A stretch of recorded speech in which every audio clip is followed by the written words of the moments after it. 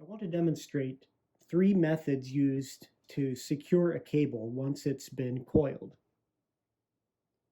So the 3 methods are, first is just tying a loose knot. The second method is using one of these velcro pieces, hook and loop. The third method is using a piece of tie line. The tie line is actually my preferred method for securing cables. All right, the first method I mentioned is just simply tying a loose knot. So you take your cable, you take the male end of the cable, you pass it behind the coil and pull it through to create a knot. And you don't need to make it a tight knot, just a loose knot, and that will secure the cable and prevent it from coming unraveled during storage. So the first method is a knot. Now I'll demonstrate the second method using a piece of velcro. The way this works is take the male end of the cable and you just simply pass the velcro through the slot, pull it snug. To use it, pick up the coil, and all you need to do is wrap it around, and it sticks to itself. You can pull it tight. So that's method 2, the hook and loop or velcro tie. All right, the third method I mentioned utilizes tie line. Tie line is just a small 1/8 inch diameter piece of rope.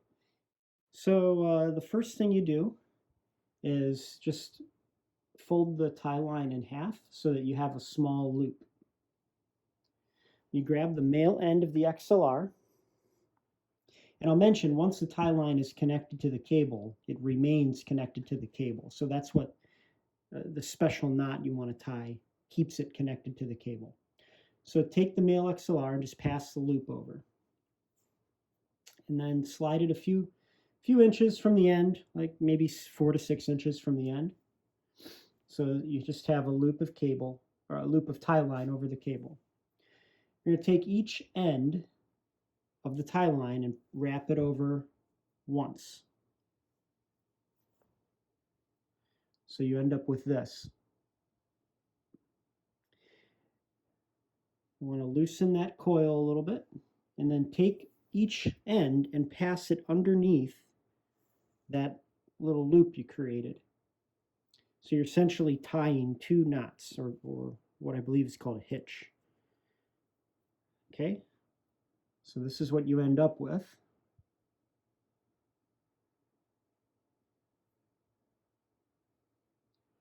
And you just want to pull that snug.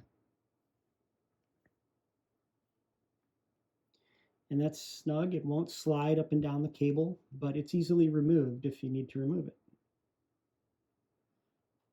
Now, using this to secure the cable is kind of like tying your shoes. You pick up the cable and you simply wrap each loose end around the cable, like so, and you tie your shoe. One knot, 2 loops, and this is what you end up with.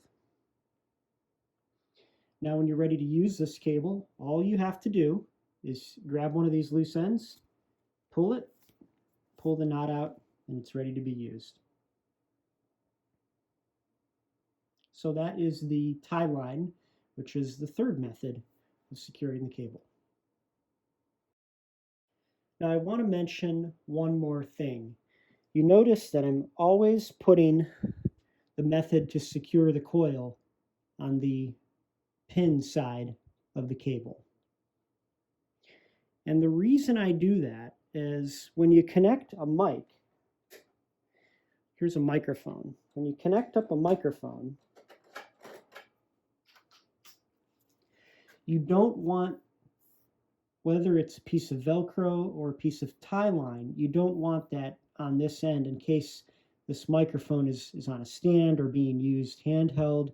you wouldn't want that piece of tie line to be dangling and in the way of the microphone or the microphone stand. So that's why I always like to put the tie line or velcro, if you're using velcro, on the male end of the XLR cable.